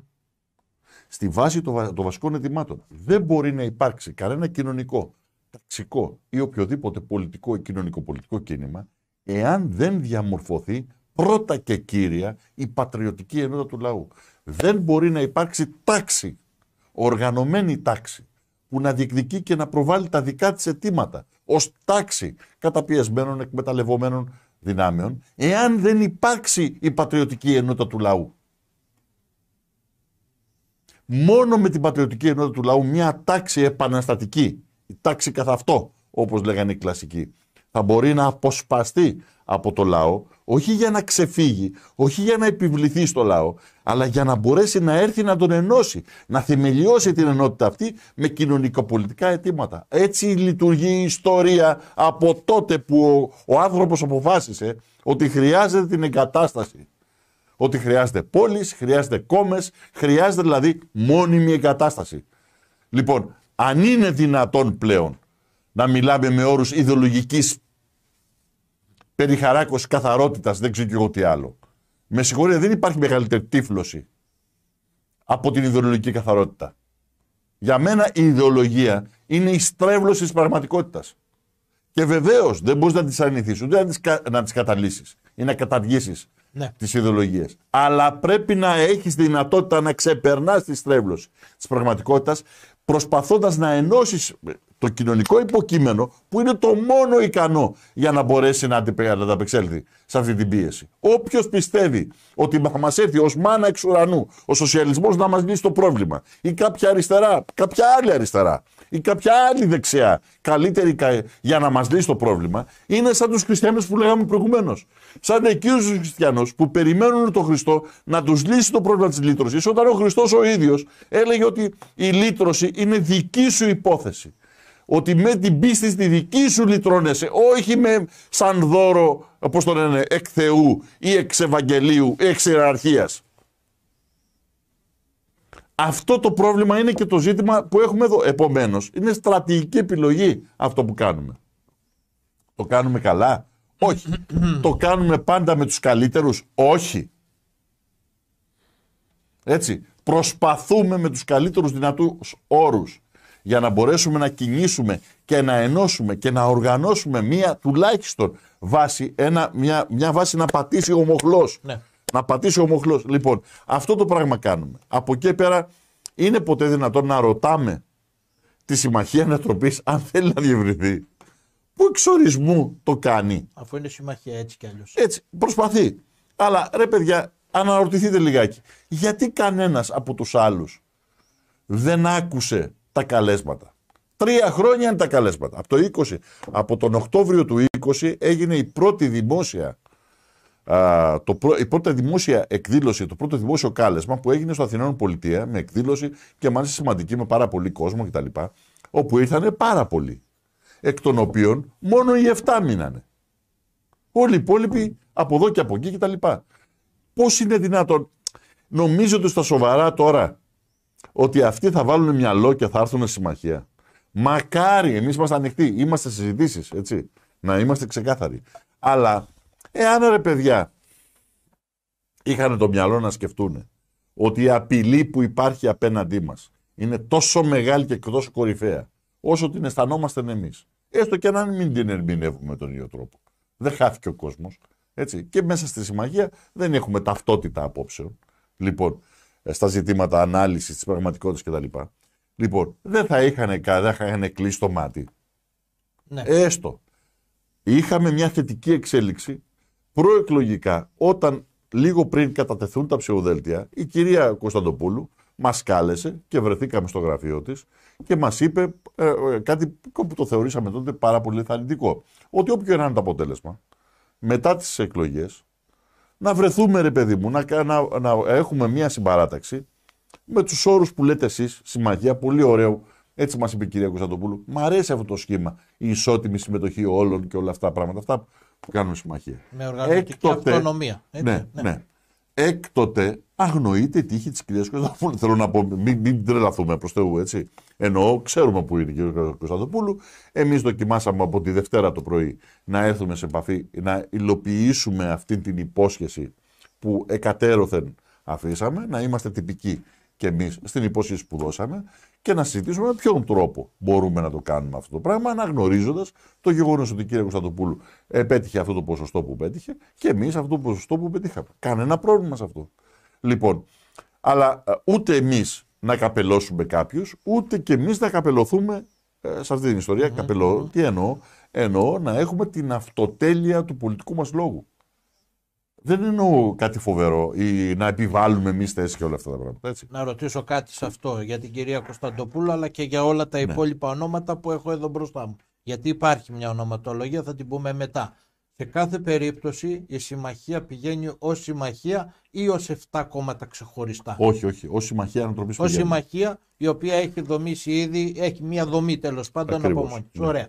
Τώρα, αφού αναφερθήκατε στην κυρία Κωνσταντοπούλου, δεν θα επιμένω περισσότερο σε αυτή, έτσι κι αλλιώς απαντήθηκα. Όχι, δεν έχει κλείσει το θέμα Κωνσταντοπούλου. Όχι. Είμαστε σε μια ανοιχτή επικοινωνία. Προσπαθούμε. Υπήρξε μια έμεση υπόσχεση για πρόσκληση και όλα αυτά να συζητήσουμε. Εδώ είμαστε εμείς. Εμείς δεν χανόμαστε, ούτε κρυβόμαστε, ούτε τίποτα από όλη αυτή την ιστορία. Εδώ είμαστε να εκτιμήσουμε την πιθανότητα μιας τέτοιας συνεργασίας. Βεβαίως, κοιτάξτε τι γίνεται. Όσο με αφορά, δεν ξέρω τι θα πει η Συμμαχία Ανατροπής και αυτό είναι θέμα δικό της. Ούτε βεβαίως τι θα πει το ΕΠΑΜ, το οποίο συνεδριάζει το κεντρικό του όργανο το Σαββατοκύριακο. Επομένως, δεν μπορώ να μιλήσω εκ μέρους του ΕΠΑΜ. Θα μιλάω σαν Δημήτρης Καζάκης. Εντάξει. Δεν με ενδιαφέρει να κάνω πολιτική καριέρα στα πλαίσια ενός άλλου πολιτικού σχήματος από αυτό το οποίο έχω υπηρετήσει. Ή υπηρετώ. Δεν με ενδιαφέρει. Αν με ενδιαφέρε για τη δική μου προβολή ή καταξίωση ή δεν ξέρω, ας το πούμε οπουδήποτε, θα είχα λύσει το πρόβλημα πολύ νωρίτερα. Εντάξει, ευκαιρίες υπήρξαν. Και αντί να τρέχω σαν μουρλός, ας πούμε, όλη αυτή και να, πώς να το πούμε, και να γελιοποιούμε ή να προσπαθούμε να με γελιοποιήσει το κάθε κατακάθι της ελληνικής κοινωνίας και της ελληνικής πολιτικής, θα μπορούσα κάλλιστα να είχα όλα τα, πώς να το πούμε, παράσημα του ελληνικού κοινοβουλευτισμού. Δεν με ενδιαφέρει αυτό το είδος η πολιτική. Και να με συγχωρείτε, εγώ είμαι ταγμένος άνθρωπος. Μπορεί να μην σημαίνει τίποτα για κανέναν. Για μένα όμως σημαίνει πολλά. Αυτό έχει σημασία. Έτσι. Το πώς αισθάνεστε εσείς. Επομένως, το ξεκαθαρίζω σε αυτή την περίπτωση. Δεν συζητάμε λοιπόν για μια διάλυση του ΕΠΑΜ ή της συμμαχίας προκειμένου αυτή να ενταχθεί κάτω από κάποιο άλλο σχήμα. Έτσι. Εγώ σε καμία περίπτωση την οργανωτική μιλάω διάλυση. Για μένα, Ναι. γιατί βεβαίως το ΕΠΑΜ μπορεί να πάρει μια απόφαση ότι εγώ έχω άλλη. Ναι, ότι θέλουμε δηλαδή να το δει και, ναι, ενσωμάτωση και τελείωσε. Κατάλαβα. Και αυτό είναι θεμιτό. Πώς να το πούμε. Σε αυτή την περίπτωση εγώ θα αποχωρήσω και θα ακολουθήσω τη μοναχική μου πορεία έτσι αλλιώς. Ωραία. Τα βουνά έχουν γνώση του χιόνι. Το ξέρουν πολύ καλά. Αλλά εγώ με συγχωρείτε να με συγχωρείτε και το λέω με όλη το σεβασμό σε όλους τους φίλους και τις φίλες που μπορούν να έχουν διαφορετική άποψη και όλα αυτά τα πράγματα, με όλο το σεβασμό. Ας μου επιτραπεί να ξέρω, τουλάχιστον να έχω τη δυνατότητα, χωρίς να θεωρώ ότι είμαι αλάνθαστος ή πώς το λένε, οτιδήποτε, ή το αλάθη του Πάπα, να το πούμε έτσι, αλλά έχω αρκετή εμπειρία, αρκετή γνώση, ώστε να ξέρω ότι μια πολιτική διαμέσου άλλου σχήματος που δεν εξυπηρετεί αυτά που πρεσβεύω ή για αυτά που παλεύω, δεν θα οδηγήσει πουθενά παρά μόνο στο δικό μου εξευτελισμό. Λοιπόν, και με συγχωρείτε, εγώ θέλω να πεθάνω με το κουτελό μου και είναι ιδιαίτερα μεγάλο, αν έχετε προσέξει. Έτσι. Λοιπόν, καθαρό. Τουλάχιστον τα παιδιά μου να λένε ότι η παρακαταθήκη του πατέρα τους ήταν αυτή. Να μην συμβιβάζεσαι με τίποτα το οποίο ενοχλεί τη συνείδησή σου ή, αν θέλετε, απειλεί ολόκληρη τη χώρα σου. Εγώ αυτή την παρακαταθήκη δεν μου έχει μείνει και τίποτα άλλο να δώσω. Τα έδωσα όλα σε αυτή την ιστορία. Δεν έχω ούτε καν ένα μεροκάματο. Γι' αυτό και εκνευρίζομαι μερικές φορές και να με συγχωρήσετε. Όταν βλέπω υπαλληλίσκους να αμφισβητούν τη δική μου ακεραιότητα ή, αν θέλετε, από πού βρίσκω λεφτά εγώ. Να με συγχωρείτε, τα 15 χρόνια τίναξα στον αέρα ό,τι προσωπική, εργασιακή ή οτιδήποτε άλλη δυνατότητα είχα. Και είχα πολύ μεγαλύτερη από πολλούς άλλους που έχουν τη μόνιμη αντιμισθία τους, είτε από το κράτος είτε από οπουδήποτε αλλού, ή τη σύνταξή τους, και το παίζουν εκ του ασφαλούς. Λοιπόν, και το έκανα γιατί είμαι ταγμένος άνθρωπος. Γιατί αυτή είναι η αποστολή, πώς να το πούμε, για την οποία με προετοίμαζε μια ολόκληρη ζωή. Η προσωπική ζωή, η ανατροφή μου, ο τρόπος με τον οποίο έδρασα, έστω και αν τότε δεν το καταλάβαινα. Οι συνθήκες και οι συμπτώσεις είναι που σε κάνουν να είσαι αυτό που είσαι τελικά και να παίρνεις αυτές τις αποφάσεις. Γι' αυτό να μου επιτρέψετε εγώ έτσι αλλιώς να πω από τώρα ότι οποιαδήποτε και να είναι η απόφαση του της Συμμαχίας Ανατροπής είτε οτιδήποτε, θα κρίνω κι εγώ αν μπορώ να την υπηρετήσω. Ναι. Με βάση τα δικά μου ηθικά κριτήρια, με βάση τις δικές μου αντοχές και όρια που έχω. Έτσι. Λοιπόν, το μόνο που μπορώ να πω είναι ότι δεν πρέπει να ρωτάτε ούτε τον Δημήτριο Καζάκη, ούτε τη Συμμαχία Ανατροπής, ούτε καν το ΕΠΑΜ, αν αυτή τη στιγμή συζητάμε με όλους. Ανεχτήκαμε στα γραφεία μας να έρθουν άνθρωποι και να μας πούν ο Εφιετζόγλου βάζει λεφτά, σας αγοράζουμε. Το ανεχτήκαμε αυτό το πράγμα που σε άλλες συνθήκες, τουλάχιστον η δική μου προσωπική αξιοπρέπεια, θα μπορούσε να είχε συμβεί πολύ απρόσμενα γεγονότα. Λοιπόν, το ανεχτήκαμε ακριβώς στην προσπάθεια να δούμε όσες δυνάμεις, να μην δημιουργηθεί καμία εντύπωση ότι εμείς το παίζουμε αφιψηλού ή οτιδήποτε, βάζουμε όρους οι οποίοι, πώς να το πούμε, δημιουργούν καταστάσεις αδιεξόδου για αυτούς με τους οποίους συζητάμε. Και βέβαια είμαστε ανοιχτοί και προς τη ζωή του Κωνσταντοπούλου, εάν και εφόσον όντως η κυρία Κωνσταντοπούλου εννοεί αυτό που είπε. Δηλαδή ότι πάει στη Βουλή ή θέλει να μπει στη Βουλή για να κάνει όχι απλά μια αντιπολίτευση, αλλά την αντιπολίτευση που δεν θα επιτρέψει να περάσουν τα πολύ χειρότερα που ετοιμάζονται. Αλλά όμως για να το κάνεις αυτό, θες πρώτα και κύριε ανθρώπους ικανούς να το κάνουν μέσα στη Βουλή. Δεύτερον, χρειάζεσαι πόδια στους δρόμους, στα χωριά και τις πόλεις της χώρας. Θέλεις το πεζοδρόμιο δηλαδή. Χωρίς αυτό, απλά θα είσαι ένας γραφικός Δον Κιχώτης που θα τα βάζει με ανεμόμυλους. Που ναι, και αυτό έχει το στοιχείο του ηρωισμού. Και αυτό δεν το πετάμε. προς Θεού. Αλλά αν θες τα σοβαρά να κάνεις κάτι, πρέπει να απευθυνθείς σε κόσμο ή να συγκεντρώσεις κόσμο ικανό να μην κάνει πίσω την κρίσιμη στιγμή. Ικανό με το λόγο και το έργο του και την πράξη του να μπορέσει να αποτελέσει τον άλλο πόλο μέσα σε ένα κοινοβούλιο το οποίο θα αποτελέσει, θα είναι το χειρότερο, το πολύ πολύ χειρότερο κοινοβούλιο από οποιοδήποτε άλλο κοινοβούλιο έχει ζωή, έχει δει η χώρα μας, δεν ξέρω, από το 19ο αιώνα. Δεν ξέρω, δεν μπορώ να βρω μέτρο σύγκρισης. Πάντως για την κυρία Κωνσταντοπούλου έχουμε μια πρόταση από ένα φίλο εδώ στο chat που λέει να η ευκαιρία, ο κόσμος φωνάζει για συνεργασίες, καλέστε την ζωντανά στο στούντιο και θέστε τις ερωτήματα. Κοιτάξτε, καταρχάς εμείς ποτέ δεν θα... Κοιτάξτε, το ζήτημα της δημόσιας τοποθέτησης και του δικής μας και της κυρίας Κωνσταντοπούλου είχε τεθεί από την προηγούμενη των εκλογών. Τότε η κυρία Κωνσταντοπούλου ήταν θετική στο να βγούμε δημόσια. Βεβαίως εντός προεκλογικής περίοδου δεν μπορούσε να γίνει αυτό το πράγμα. Ναι. Εξ αντικειμένου δεν μπορούσε να βγει ο επικεφαλής ενός σχηματισμού το οποίο κατεβαίνει σε εκλογές με το συγκεκριμένο ως αυτόνομος σχηματισμός και ταυτόχρονα με έναν άλλον επικεφαλής που είναι ένα αυτόνομος όπου, πώς να το πούμε, ανταγωνίζονται ως προς την ψήφο. Έτσι. Και να βγουν, εντάξει, θα ήταν γελίο το πράγμα τους. Προσπαθούμε αυτή τη στιγμή από τη Δευτέρα το πρωί σε μία συνεννόηση. Ελπίζουμε όντως πραγματικά να συμβαίνει, να αντιλαμβάνεται η κυρία Κωνσταντοπούλου αυτό που εμείς αντιλαμβανόμαστε ως καθήκον. Από εκεί και πέρα ο καθένας κάνει τις επιλογές του. Δεν μπορεί να το επιβάλλει σε αυτό. Όχι. Αλλά ελπίζουμε πάντως ότι αν υπάρξει κάποια συνεργασία, μέσα στα πλαίσια αυτής της συνεργασίας να υπάρξει και μια ζωντανή εκπομπή εδώ στο κανάλι. Είναι δυνατόν να γίνει συνεργασία χωρίς δημόσια προφανώς τοποθέτηση στα ζητήματα αυτά? Λοιπόν, για τον κύριο Εμφιετζόγλου απαντήσατε. Έτσι, τώρα υπάρχουν 3 άλλα ονόματα εδώ που έχω από τους φίλους μας στο chat. Το ένα είναι φυσικά, ακούγεται σε κάθε εκλογές, είναι ο κύριος Λαφαζάνης. Ναι. Ο οποίος δήλωσε, από ό,τι φαίνεται, ναι, ότι θα κατέβει στις εκλογές αυτές, κάτι τέτοιο. Ναι, είναι δικαίωμά του να κατέβει στις εκλογές. Ο κύριος Λαφαζάνη δεν θέλει κανενός είδους συνεργασία, πολύ δε περισσότερο συνεργασία με τη Συμμαχία Ανατροπής. Το δήλωσε παρελειμμένα, έχει προσωπικό κόλλημα μαζί μου. Δικαίωμά του. Δεν θα κάτσω εγώ να ασχοληθώ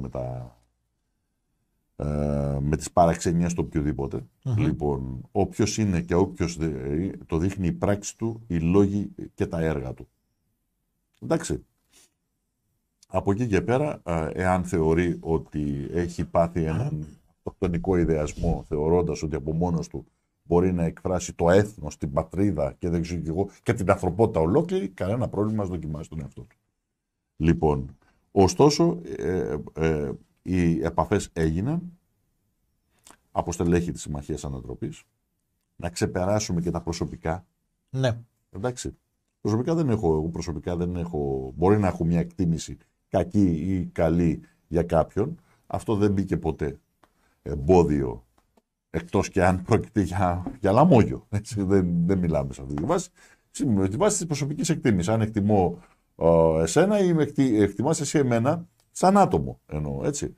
Λοιπόν, σε αυτή την περίπτωση, για να μην υπάρξουν τέτοιου είδους τριβές και όλα αυτά, έγιναν επίσημες, πώς να το πούμε, και πριν τις εκλογές και μετά τις εκλογές, επίσημες επαφές. Τέθηκε το θέμα της συνεργασίας του κ. Λαφαζάνη με τη Συμμαχία Ανατροπής, ούτε θέλει να τα ακούσει. Επομένως, από εκεί και πέρα, και μάλιστα, να το πω και κιόλας, γιατί μου κάνει και εντύπωση, ρε παιδί μου, που το παπαγαλίζουν και ορισμένοι, ελαφρόμυαλοι. Τον πείραξε. Γιατί εγώ στον κύριο Πάσχο, στη συνέντευξη είπα, ότι απάντησα στο απίθμενο ψέμα, το οποίο παπαγαλίζει και η ΛΑΕ και ο κύριος Λαφαζάνης και όλοι οι υπόλοιποι, ότι τις τράπεζες έκλεισαν οι Ευρωπαίοι. Ναι. Και λέω, με συγχωρείτε, δεν είμαι ηλίθιος, δεν είμαι τόσο άσχετος ώστε να το πιστέψω, τουλάχιστον σέβομαι τη γνώση μου, δηλαδή και την εμπειρία μου στο συγκεκριμένο τομέα. Λοιπόν, και λέω το εξαπλό πράγμα. Ναι, βεβαίως οι Ευρωπαίοι, ο κ. Ντράγκη έδωσε εντολή να κλείσουν τις τράπεζες. Έπρεπε να κλείσουν ποτέ των ποτών. Ούτε σε πόλεμο δεν κλείνουν οι τράπεζες. Εντάξει, γι' αυτό κινήθηκε αυτεπάγγελτα διαδικασία από την εισαγγελία πρωτοδικών όταν έκλεισαν οι τράπεζες. Γιατί το αυτονόητο, δεν κλείνουν τράπεζες. Τελείωσε. Λοιπόν, και το υπέγραψαν όλοι οι υπουργοί της Βουλής του κυρίου Τσίπρα τότε. Την εντολή του Ντράγκη την υπέγραψαν όλοι. Συμπεριλαμβανομένου, όπως είπα και στον κύριο Πάσχο, συμπεριλαμβανομένου και του φίλου μου του Λαφαζάνη, που δυστυχώς απέδειξε ότι φοβερά άσχετος με το θέμα.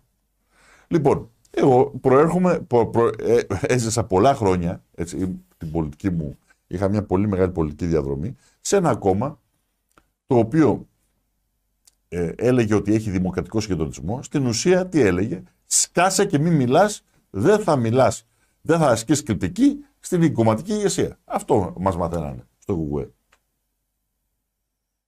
Εντάξει, λοιπόν, δεν το τήρησα ποτέ μου. Γι' αυτό ήμουν δαχτυλοδεικτούμενος και μέσα στο Κουκουέ. Ποτέ δεν ανέχτηκα το κανενός είδους σταλινική πειθαρχία. Ποτέ. Γι' αυτό και δεν αναδείχθηκα σε όργανα όπως πολλοί άλλοι κτλ. Και δεν αποδέχτηκα αντιμυστίες κομματικές και όλα αυτά τα πράγματα. Ακριβώς τη λογική αυτή. Λοιπόν, έστω και αν είχα αυταπάτες για το συγκεκριμένο κόμμα στη συγκεκριμένη εποχή. Έτσι. Λοιπόν, δεν θα μου το υποδείξει κανένας αυτή τη στιγμή δεν το τήρησα τότε, δεν θα το τηρήσω στα πλαίσια συνεργασιών ή συμμαχίας. Και όποιος δεν ανέχει την κριτική, κακό δικό του. Γιατί αυτή η άποψή μου είναι κορυφαία. Είναι κορυφαίο. Γιατί δεν μπορώ να ανεχτώ να λένε ψέματα οι άλλοι στον κόσμο, να γράφουν βιβλία με ψέματα, να δικαιολογούν τον εαυτό τους με ψέματα, τουλάχιστον απάντα. Δηλαδή πες ότι δεν είναι έτσι γιατί εγώ το σκέφτηκα αλλιώς. Έχει το μεγαλείο της ψυχής να λες ναι, τι μαλακία κάναμε τότε. Το μεγαλείο. Ποιος έχει μεγαλείο ψυχής? Να πει τι μαλακία. Βρέθηκα στην κυβέρνηση και αντί να τα τεινάξω όλα στον αέρα την κρίσιμη στιγμή που πεζόντουσαν τα πάντα για αυτή τη χώρα, τι έκανα? Όμως ο κόσμος, επειδή δεν είναι ηλίθιος, μπορεί να μην ξέρει, να μην λέω αυτό, να μην μετράει, να μην μπορεί να ερμηνεύσει γεγονότα. Δεν είναι ηλίθιος. Και επειδή δεν είναι ηλίθιος, καταδίκασε τον κύριο Βαρουφάκη εκεί που τον καταδίκασε. Καταδίκασε τη ΛΑΕ εκεί που την καταδίκασε. Και θα τη δείτε τώρα σε επόμενες εκλογές. Τι θα πάρει? Θα παίζει ακόμα πιο χαμηλά. Ισοπεδωθεί. Λοιπόν, και όποιος αυτός κουνάει το σημαίακι της αριστεράς, θα είναι για φτύσιμο. Αυτό είναι μια μεγάλη κατάκτηση βέβαια της ίδιας αριστεράς. Δεν φταίει ο κόσμος. Δεν φταίει ο κόσμος. Η ίδια αριστερά, το συζητάγαμε από το 2014, τους το προειδοποιούσαμε τότε, τους λέγαμε θα καταντήσετε σε ένα σημείο ώστε η ίδια η έννοια της αριστεράς να είναι για φτύσιμο. Θα την κάνετε για φτύσιμο. Στη μεγάλη πλειοψηφία του λαού. Αυτό καταφέρανε τώρα. Και ο ΣΥΡΙΖΑ και ο Βαρουφάκης και οτιδήποτε κουνάει το σημαίακι της αριστεράς να νιώθει ο κόσμος απέχθεια μόνο και μόνο για αυτό το πράγμα. Στο αυτό. Το Κουκουέ είναι μια ιδιαίτερη περίπτωση. Το Κουκουέ είναι ανώνυμη εταιρεία. Το σημερινό Κουκουέ. Λοιπόν, έχει δύο μεγάλα πλεονεκτήματα για το καθεστώς. Αν ήθελε το καθεστώς, το σβήνε μέσα σε μια νύχτα. Ξέρετε πώς? Έκανα απαιτητά τα χρέη του προς τις τράπεζες. Ναι. Το κλείσε επί τόπου. Ή έβαζε την Ιντερπολ να ψάξει τις εταιρείες, τις κομματικές εταιρείες, για τον τρόπο με τον οποίο κάνουν δουλειές. Θα το έκανε μόνο για το Κουκουέ ή θα έπρεπε να το κάνει και για τα υπόλοιπα κόμματα? Γιατί να το κάνει για τα υπόλοιπα? Γιατί να το κάνει για τα υπόλοιπα? Ας πούμε ότι, για παράδειγμα, να υπάρχει μια ισότιμη στάση απέναντι. Πάμε παρακάτω. Ωραίο το λέω. Πάμε. Το ξέρουμε. Ναι. Λοιπόν, γιατί είναι πολύ απλό. Δεν το κάνει για ποιο λόγο? Γιατί το χρειάζεται το Κουκουέ. Το ΣΥΡΙΖΑ δεν το χρειάζεται πλέον. Τον τελειώνει. Τον τελειώνει, θα φτιάξει το Πασόκ που θα είναι να φτιάξει. Θα προσχωρήσει ένα κομμάτι του σημιτικού Πασόκ ξανά πίσω, από εκεί που ήταν εκεί, στον ξενιστή που λέγεται ΣΥΡΙΖΑ. Δεν το χρειάζεται. Το τελειώσει. Το Κουκουέ όμως το χρειάζεται για δύο βασικούς λόγους. Ναι. Πρώτον, έχει το ΠΑΜΕ. Και έτσι, ο συνδυασμός ΠΑΜΕ και επίσημη ηγεσία συνδικάτων που είναι Πασόκ. Έτσι. Λοιπόν, το Πασόκ έχει διαλυθεί ολοκληρωτικά, αλλά στα συνδικάτα είναι κορυφή. Έτσι. Με αυτόν τον τρόπο εξασφαλίζουν ότι δεν πρόκειται να υπάρξει κανενός είδους συνδικαλιστικό κίνημα στη χώρα. Κανενός είδους εργατικός ή λαϊκός αγώνας. Κανενός είδους.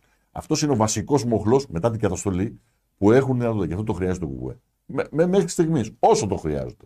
Και το δεύτερο είναι ο εκμαυλισμός της νεολαίας. Ναι. Ο εκμαυλισμός του ριζοσπαστισμού της νεολαίας. Όχι της νεολαίας γενικά. Υπάρχει και μια νεολαία που έχει εντρυφήσει στο lifestyle. Αλλά ο ριζοσπαστισμός, και ξέρετε τι είναι η μεγάλη προσφορά του σημερινού ΚΚΕ σε σχέση με το καθεστώς. Μαθαίνουν τους νεολαίους, αυτούς που ο ριζοσπαστισμός τους οδηγεί να ενταχθούν στις γράμμες κτλ. Την απόλυτη πειθαρχία στη μόνη και μόνη απόλυτη αλήθεια. Επομένως είναι μια αναγκαία προπαίδευση στο να πειθαρχείς τον εργοδότη σου αύριο, στο να πειθαρχείς στο κράτος και τους νόμους του αύριο, καθώς θα βγει από τα πανεπιστήμια ή θα βγει από το σχολείο και θα βγει στην αγορά εργασίας. Θα τον έχει εκπαιδεύσει ότι ο ριζοσπαστισμός του θα είναι μόνο κατά μόνας. Μόνο για προσωπική ικανοποίηση, ένα είδος ιδεολογικού αυνανισμού. Mm-hmm. Ποτέ όμως για την κοινωνία στο σύνολό της ή για τον αγώνα κατά της αδικίας. Όπως και αν δεν καταλαβαίνει κανείς. Γιατί πάντα πρέπει να πειθαρχείς στον ανώτερο. Άρα η μόνη έννοια δεν είναι στο να οργανώσει το λαό προκειμένου να διεκδικήσει κάποια Όχι, πράγματα, βέβαια. είναι περισσότερο να προσιλητήσει πιστούς. Γι' αυτό ενισχύθηκε. Ναι. Στις εκλογές αυτές ο Περισσός πήρε περίπου όσα δάνεια είχε πάρει στις τελευταίες 4 εκλογικές αναμετρήσεις. Του δώσαν λεφτά. Γι' αυτό και είδαμε πλουσιοπάροχες εκδηλώσεις. Εγώ είχα να δω τέτοια εκδήλωση, μάλλον την υποδομή, όχι τον κόσμο. Έτσι. Γιατί ο κόσμος, εντάξει, για γέλια. Λοιπόν, είχα να δω υποδομή τέτοια, μεγάλη συγκέντρωση στο Σύνταγμα του ΚΚΕ από τη δεκαετία του 80. Ναι. Το 80 όμως. Το ΚΚΕ συγκρινόταν. Δηλαδή ήταν ένα κόμμα το οποίο είχε και κόσμο, είχε και δυνατότητες, έτσι. Αυτά σημαίνει τρελά λεφτά. Ή για παράδειγμα να έχει εκλογικούς αντιπροσώπους σχεδόν παντού με 50 ή 100 στους επόπτες. Είναι λεφτά. Ναι, είναι πολλά. Έτσι. Πάντως ο κύριος Κουτσούμπας έδειξε και μια άλλη εικόνα, λίγο πιο light.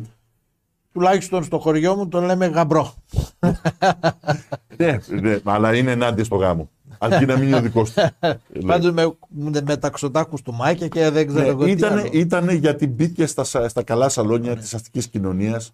Τον βάλανε διάφοροι στα καλά σαλόνια. Βέβαια το πόσο πέρασε ή οτιδήποτε, εγώ μου θύμιζε περισσότερο το Θύμιο. Το κινηματογραφικό, ας πούμε, που ερχόταν με το σακάκι και το γουστρώμα που κάτω φουστανέλα και τσαρούκι. Ας πούμε, ή αυτό που έλεγε ο Φωτιάδης, ο ιστορικός και συγγραφέας Φωτιάδης, για τους αγωνιστές της Επανάστασης που ήταν ο Μιαούλης και κάποιος άλλος δεν θυμάμαι, που τους είχαν καλέσει ως εκπροσώπους του νεοσύστατου κράτους σε μια μεγάλη βεγγέρα που έκανε η Βασίλισσα Τηρεσία στην Αυστρία. Και να λέει, περιγράφει ο Φωτιάδης και λέει, τι να κάνει και αυτός ο άμυρος, ο Μιαούλης, με τα χοντροπόδαρά του από την ποδάγρα λόγω της ναυτοσύνης του.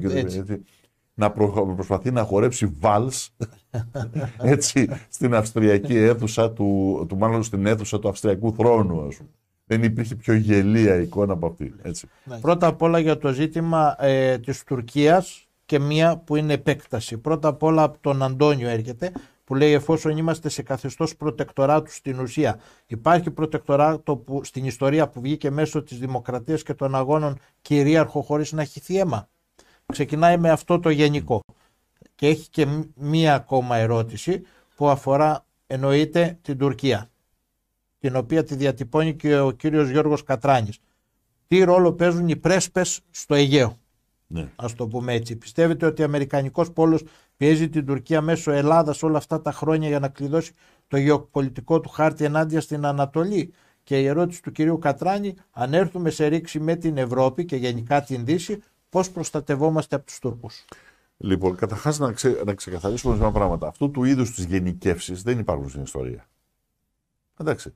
Λοιπόν, έχεις να μιλάς πάντα, όταν προσεγγίζεις την ιστορία, πάντα μιλάς για τις ειδικές συνθήκες μέσα στην οποία διεξάγεται ένας αγώνας. Ναι. Και κυρίως ένας εθνικοπολιτικός αγώνας. Λοιπόν, ναι, υπάρχει πιθανότητα να χυθεί αίμα. Δεν χύνεται αίμα τώρα? Για βάλτε κάτω. Βάλτε κάτω. Από το 2011 μέχρι το 2021 που έχουμε στοιχεία. Εντάξει. Γιατί ακόμη το 2022 δεν έχουν βγει, αν δεν κάνω λάθος. Εκτός και αν δεν το έχω δει. Λοιπόν, έχουμε πάνω από 360.000 νεκρούς. Ναι. Που είναι πολύ περισσότερο από το μεσοσταθμικό των θανάτων, εντάξει, χωρίς να υπολογίσουμε την πτώση των γεννήσεων, χωρίς να υπολογίσουμε την μετανάστευση. Των θανάτων όλων των προηγούμενων ετών. Μεταπολεμικά. Εντάξει, δεν είναι θάνατοι αυτοί. Δεν είναι αίμα αυτό που χύνεται. Το γεγονός ότι δεν τους μαζεύουμε από το δρόμο ή δεν έχουν τυφεκιστεί επίσημα, δεν σημαίνει ότι δεν είναι θάνατοι. Το γεγονός ότι έχουν πετύχει να εξοντώνουν ένα ολόκληρο λαό βιώνοντας ο καθένας από εμάς την τραγωδία μέσα στο σπίτι του. Δεν είναι. Αυτό το πράγμα δεν πρέπει να το πάρουμε υπόψη το αίμα. Λοιπόν, εγώ αυτό που έχω να πω είναι ότι ποτέ κανένας αγώνας δεν κρίθηκε από τα μέσα που αξιοποίησε. Ο αγώνας αξιοποιεί τα μέσα που έχει μπροστά του, που έχει δυνατότητες να μπορεί να αξιοποιήσει την συγκεκριμένη συγκυρία. Επομένως, ο αγώνας που πρέπει να γίνει με τα μέσα και τους όρους που επιβάλλει η συγκυρία. Αν επιβάλλει τα ένοπλα μέσα, ναι, με ένοπλα μέσα. Εάν επιβάλλει τον ειρηνικό τρόπο, όχι τον ομαλό, τον ειρηνικό τρόπο και τα ειρηνικά μέσα, ναι, με τα ειρηνικά μέσα. Το να κάτσω πίσω εγώ και να πω, εντάξει, εγώ παιδιά, κάντε εσείς τα ειρηνικά σας, εγώ περιμένω τον ένοπλο αγώνα. Ναι. Εντάξει, ή είμαι ηλίθιος, ή είμαι προδότης. Και επειδή η ηλιθιότητα σε ίδιο βαθμό ισοδυναμεί με προδοσία, και σε δύο περιπτώσεις είναι προδοσία. Εάν θεωρήσουμε ότι υπήρξε ποτέ αυτός στη μεριά του από εδώ, γιατί προδότης δεν είναι κάποιος που είναι από την απέναντι με όχθη, λένε το Μητσοτάκη προδότη. Το Τσίπρα προδότη. Πότε ήταν από την από εδώ μεριά, για να το πεις προδότη? Όχι. Από την από εκεί ήταν. Πάντα, μόνιμα, εξ αρχής. Ναι. Πώς το λένε, εκφύσεως και θέσεως. Λοιπόν, δεύτερο, εγώ θα καταλαβαίνω και θα μπορούσα να συμπαρασταθώ σε οποιονδήποτε θεωρεί, κοιτάξτε να δείτε, με ειρηνικά μέσα δεν γίνεται, επομένως παίρνω το όπλο μου, ανεβαίνω στο βουνό, φτιάχνω λιμέρι, καλώ τους συναγωνιστές μου να πολεμήσουμε για την απελευθέρωση της πατρίδας. Εγώ θα του βγάζω το καπέλο αυτού που θα το έκανε. Μπορεί να μην μπορούσα να τον ακολουθήσω γιατί έχω διαφορετική άποψη για τον τρόπο που πρέπει να παλέψω. Αλλά εγώ θα το βγάλω στο καπέλο. Ποιον θα του φύγει εσύ όμως? Δεν ξέρω. Αυτό λέω. Εγώ λέω ότι και κάνεις ένοπλο αγώνα μόνο και στο βαθμό που ο λαός απαιτεί ένοπλο αγώνα. Είτε απαιτεί αυτό μέσω της δικού του αυτοοργάνωσης, είτε αγκαλιάζει τον ένοπλο αγώνα, όπως ξεκίνησε για παράδειγμα στην κατοχή. Έτσι. Ή στις εξεγέρσεις, τις μεγάλες εξεγέρσεις του γένους. Στις μεγάλες εξεγέρσεις του γένους δεν συμμετείχε όλος ο λαός στον ένοπλο αγώνα, αλλά αγκάλιαζε την κλεφτουριά, τους αρματολούς, τους χαΐνιδες στην Κρήτη, ναι. Τους αγκάλιαζε. Και επομένως τους βοηθούσε, τους στήριζε κτλ. Για να συνεχίσουν τον ένοπλο αγώνα πάνω στα βουνά ή οπουδήποτε αλλού του κάνανε. Έτσι. Μόνο με αυτούς τους όρους. Με αυτούς τους όρους, ναι, και εγώ. Βεβαίως. Αλλά τώρα, αν θεωρεί, όποιος θεωρεί, εντάξει, ας μας δείξει τον δρόμο. Τα υπόλοιπα, το να καλείς τον κόσμο να κάνει αυτό που δεν τολμάς να κάνεις εσύ ο ίδιος, με συγχωρείτε, είναι η χειρότερη μορφή προδοσίας. Ή πρακτορηλικιού. Έτσι. Λοιπόν, σε αυτή τη φάση το αποτέλεσμα, ακόμη και η αύξηση του ποσοστού της συμμαχίας, ακόμη και με δυναμική εισόδου, να το πούμε έτσι, είναι στην πραγματικότητα μόνο για το ηθικό. Ναι. Το ηθικό του στρατού, του πολιτικού στρατού. Έτσι. Λοιπόν, στην πραγματικότητα δεν μπορεί να αλλάξουν ριζικά τα αποτελέσματα σε αυτή τη φάση, διότι πολύ απλά δεν έχεις το χρόνο να τα αλλάξεις. Ναι. Δεν έχεις το χρόνο να κάνεις μια στρατηγική ώστε να μπορείς να απευθύνεις στον κόσμο και να δημιουργήσεις προϋποθέσεις ώστε να ανατραπούν τα ζητήματα. Αυτός είναι και ο λόγος που δεν πάνε σε κάποια ειδικού σκοπού, ας πούμε, κυβέρνηση με βάθος εξαμήνου. Βεβαίως. Γιατί ξέρουν ότι πλέον ελέγχουν και τους εξοκοινωνιστικούς. Ναι. Δηλαδή, αν υπήρχε μια δυναμική εισόδου της Συμμαχίας Ανατροπής, παράδειγμα, όπου σε αυτή την περίπτωση εμείς θα ανοιγόμασταν ακόμη περισσότερο και στους υπολείπους. Δεν σημαίνει ότι αν, ας πούμε, εμείς ήμασταν στη θέση της κυρίας Κωνσταντοπούλου, δεν σημαίνει ότι εμείς θα ακολουθούσαμε την πολιτική της απομόνωσης. Ότι εντάξει, ρε παιδί μου, είμαστε με αέρα στα πανιά μας και τελειώνουμε. Όχι, εμείς θα ακολουθούσαμε πολιτική ανοίγματος. τότε πολύ πιο επιτακτικά και βεβαίως με όρους ισχύως. Με όρους ισχύως, για να καταλαβαίνόμαστε, τι σημαίνει. Σημαίνει ποιος θα τολμούσε τότε να σου αρνηθεί. Ναι, κατάλαβα.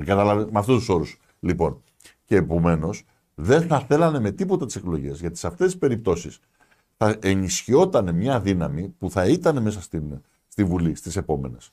Και μάλιστα μια δύναμη με την οποία δεν μπορεί να παίξει κανείς. Δεν μπορεί να παίξει ούτε με καρδούλες ούτε με τίποτα. Επομένως, από εκεί και πέρα, το τι θα συνέβαινε θα ήταν πάρα πολύ δύσκολο για την πραγματικότητα, για την πράξη ή τη σύμπραξη των δυνάμεων αυτών που θα συνέβαιναν. Γιατί τι θα μπορούσαμε να κάνουμε το 3%. Το έχω πει πολλές φορές. Φανταζόσαστε μια κοινωνική ομάδα, καθώς θα έρχονται διεθνείς συμβάσεις, εκχώρηση συνόρων εδαφικής επικράτειας, με διάφορα νομικότροπα πράγματα. Η επίρρεια των ίσων θα είναι στο 20%, όχι στα 100%. Άντε τώρα να καταλάβει, στο καφενείο στη Μεσαρά, λέω, Ναι. τι σημαίνει επίρρεια νήσων. Και ότι αυτό σημαίνει ότι περιορισμό της εδαφικής σου κυριαρχίας κατά 80%. Εντάξει, λοιπόν, και ό,τι άλλο θα μας φέρουνε. Τα έχουν έτοιμα. Μην αυταπατώμαστε. Τα έχουν έτοιμα, στο σιρτάρι είναι. Εντάξει, λοιπόν. Τι σημαίνει όμως να έχεις ένα 3% και μια κοινωνική ομάδα με 3% μέσα. Το ελάχιστο δυνατό. Έτσι, το ελάχιστο. Τότε μια κοινωνική ομάδα των 10, των 9 ή των 10 βουλευτών να σηκώνεται πάνω και να λέει, να επικαλείται το 120 παράγραφος 4 και ότι αυτό δεν θα περάσει με οποιονδήποτε τρόπο, με οποιοδήποτε μέσο, ακόμη και με τη βία αν χρειαστεί να αντισταθούμε. Είναι τελείως διαφορετικά από μια κοινωνική ομάδα που θα λέει καταψηφίζω.